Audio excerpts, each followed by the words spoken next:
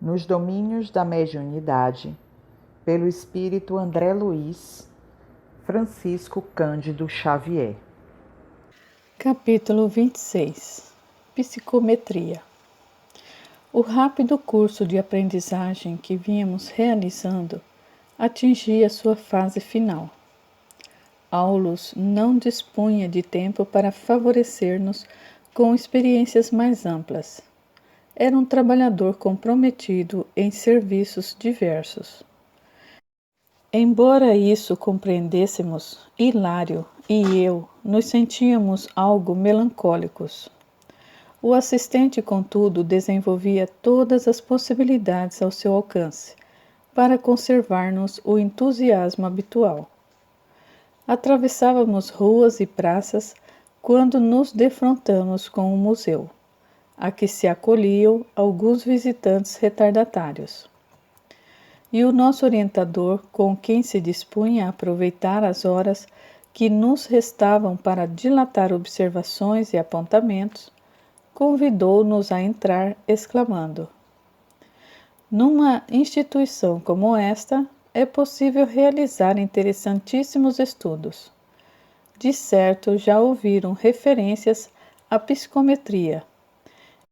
Em boa expressão sinonímica, como o é usada na psicologia experimental, significa registro, apreciação da atividade intelectual. Entretanto, nos trabalhos mediúnicos, essa palavra designa a faculdade de ler impressões e recordações ao contato de objetos comuns. Passamos por longo portal e no interior do edifício reparamos que muitas entidades desencarnadas iam e vinham, de mistura com as pessoas que anotavam utilidades de outro tempo, com crescente admiração. Muitos companheiros de mente fixa no pretérito frequentam casas como esta pelo simples prazer de rememorar, comentou o assistente.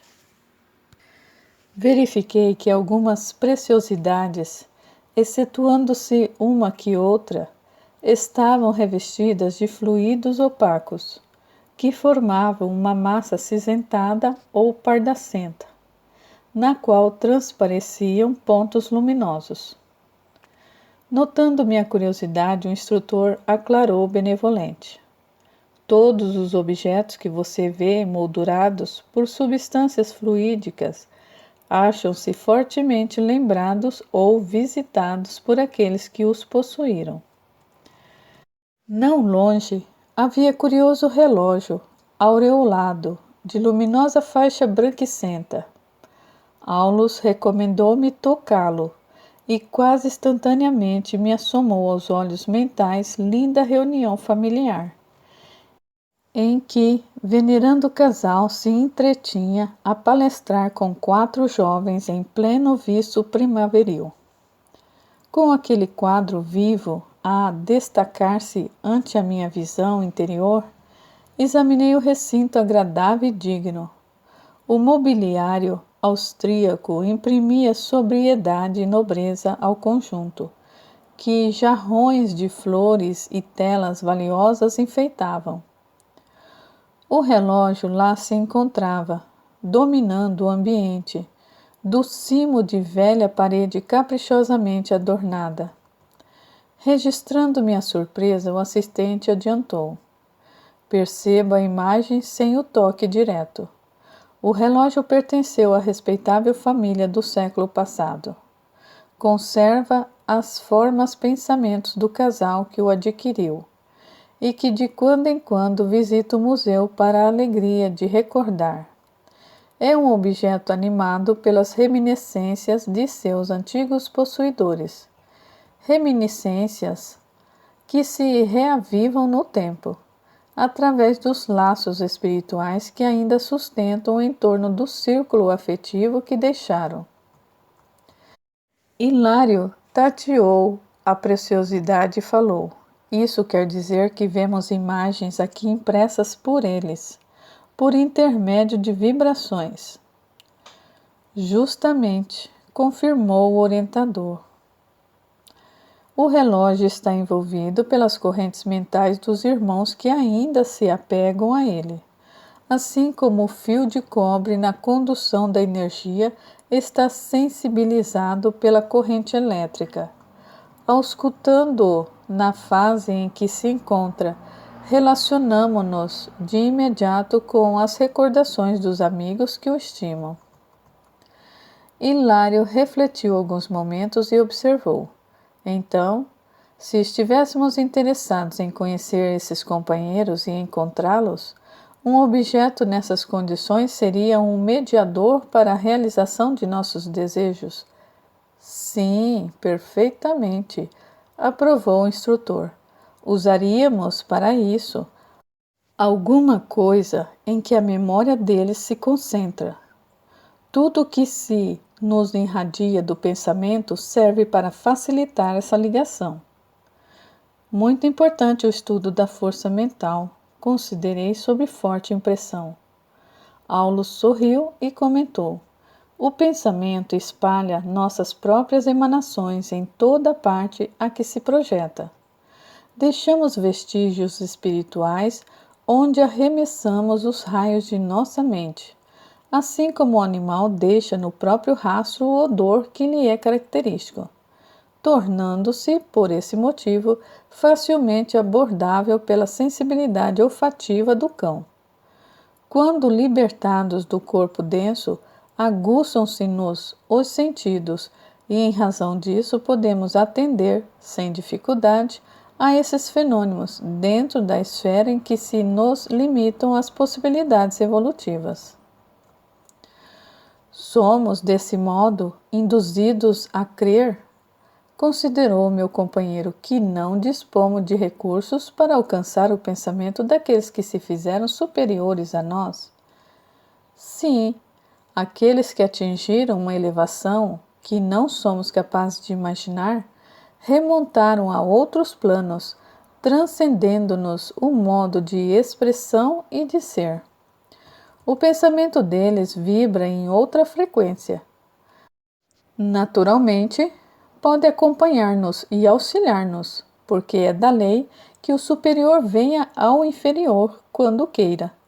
Contudo, por nossa vez, não nos é facultado segui-los. O assistente refletiu um instante e prosseguiu. Simbolizemos para discernir. O que ocorre entre eles e nós acontece entre nós e os seres que nos localizam à retaguarda. Podemos, por exemplo, cuidar dos interesses das tribos primitivas ou retardadas, sem que elas consigam fazer o mesmo em nosso favor. Penetramos os costumes e conhecimentos da Taba, sem que a Taba entenda a patavina de nosso edifício cultural. O pensamento nos condiciona ao círculo em que devemos ou merecemos viver. E, só ao preço de esforço próprio ou de segura evolução, logramos aperfeiçoá-lo, superando limitações para fazê-lo vibrar em esferas superiores. O assistente fitou-nos com bondade e acrescentou: no entanto, evitemos discreções em desacordo com os nossos objetivos essenciais. Imaginemos, disse por minha vez, que nos propusemos fixar a atenção num exame mais circunstanciado. Poderíamos, assim, conhecer a história da matéria que serve à formação do relógio que analisamos? Sem dúvida. Isso demandaria mais trabalho, mais tempo. Contudo, é iniciativa perfeitamente viável. Cada objeto, então, concluiu Hilário, pode ser um mediador para entrarmos em relação com as pessoas que se interessam por ele, e um registro de fatos da natureza. Sem mais nem menos, confirmou Aulus, seguro de si. Não podemos esquecer que o paleontologista pode reconstruir determinadas peças da fauna pré-histórica por um simples osso encontrado a esmo. Quando se nos apura a sensibilidade de maneira mais intensiva, em simples objeto relegado ao abandono, podemos surpreender expressivos traços das pessoas que os retiveram ou dos sucessos de que foram testemunhas, através das vibrações que eles guardam consigo. E num sorriso ajuntou as almas e as coisas, cada qual na posição em que se situam, algo conservam do tempo e do espaço, que são eternos na memória da vida. Logo após, detivemo-nos a estudar primorosa tela do século XVIII, que não apresentava qualquer sinal de moldura fluídica. Efetivamente, era uma preciosidade isolada. Por ela, não nos foi possível estabelecer qualquer contato espiritual de natureza exterior. Aulus assumiu a atitude do professor benevolente que lhe era peculiar e explicou. Pesquisado mais intimamente, este quadro será interessante registro, oferecendo-nos informações acerca dos ingredientes que o constituem. Entretanto, não funciona como mediador de relações espirituais, por achar-se plenamente esquecido pelo autor e por aqueles que provavelmente o possuíram. Avançamos mais além. Ao lado dessa extensa galeria, 2 cavalheiros e 3 damas admiravam um singular espelho, junto do qual se mantinha uma jovem desencarnada com expressão de grande tristeza. Uma das senhoras teve palavras elogiosas para a beleza da moldura, e a moça, na feição de sentinela irritada, aproximou-se tateando-lhe os ombros. A matrona tremeu involuntariamente sob inesperado calafrio e falou para os companheiros. Aqui há um estranho sopro de câmara funerária. É melhor que saiamos. Confiou-se o grupo a manifestações de bom humor e retirou-se, acompanhando-a noutro rumo. A entidade, que não nos assinalava a intromissão, pareceu-nos contente com a solidão e passou a contemplar o espelho sob estranha fascinação. Aulus acariciou-a de leve, tocou o objeto com atenção e comentou. Anotaram o fenômeno? Do pequeno conjunto de visitantes, a irmã que registrou a aproximação da jovem, sob o nosso exame, é portadora de notável sensibilidade mediúnica. Se educasse as suas forças e sondasse o espelho, entraria em relação imediata com a moça que ainda se apega a ele desvairadamente. Receber-lhe-ia as confidências, conhecer-lhe-ia o drama íntimo, porque imediatamente lhe assimilaria a onda mental, senhorando-lhe as imagens. Hilário, incapaz de sofrear a curiosidade que nos afogueava o cérebro, indagou sobre a moça, que fazia ali, naquele túmulo de recordações, por que se interessava com tanta ânsia por um simples espelho sem maior significação. O assistente, como quem já esperava por nosso inquérito, respondeu sem pestanejar. Toquei o objeto para informar-me. Esse espelho originalíssimo foi confiado à jovem por um rapaz que lhe prometeu casamento. Vejo-lhe a figura romântica nas reminiscências dela. Era filho de franceses asilados no Brasil. Ao tempo da França Revolucionária de 1791. Menino ainda, aportou no Rio e aí cresceu e se fez homem. Encontrou-a e conquistou-lhe o coração. Quando arquitetavam projetos de casamento, depois da mais íntima ligação afetiva, a família estrangeira, animada com os sucessos de Napoleão na Europa, deliberou o retorno à pátria. O moço pareceu desolado, mas não desacatou a ordem paterna. Despediu-se da noiva e lhe implorou guardasse a peça como lembrança, até que pudesse voltar e serem então felizes para sempre. Contudo, distraído na França pelos encantos de outra mulher, não mais regressou. Depressa esqueceu responsabilidades e compromissos, tornando-se diferente. A pobrezinha, no entanto, fixou-se na promessa ouvida e continua a esperá-lo. O espelho é o penhor de sua felicidade. Imagina a longa viagem que terá feito no tempo, vigiando-o como sendo propriedade sua, até que as lembranças viessem por fim repousar no museu. O assunto, aventei preocupado, compele-nos a refletir sobre as antigas histórias de joias enfeitiçadas. Sim, ponderou o assistente. A influência não procede das joias, mas sim das forças que as acompanham. Hilário, que mediava a lição maduramente, considerou: se alguém pudesse adquirir a peça e conduzi-la consigo, de certo, atalhou o instrutor, arcaria também com a presença da moça desencarnada. E isso seria justo? Aulus esboçou leve sorriso e obtemperou: Hilário, a vida nunca se engana. É provável que alguém apareça por aqui e se extasie à frente do objeto, disputando-lhe a posse. Quem? O moço que empenhou a palavra, provocando a fixação mental dessa pobre criatura, ou a mulher que o afastou dos compromissos assumidos? Reencarnados hoje ou amanhã, possivelmente um dia virão até aqui, tomando-a por filha ou companheira no resgate do débito contraído.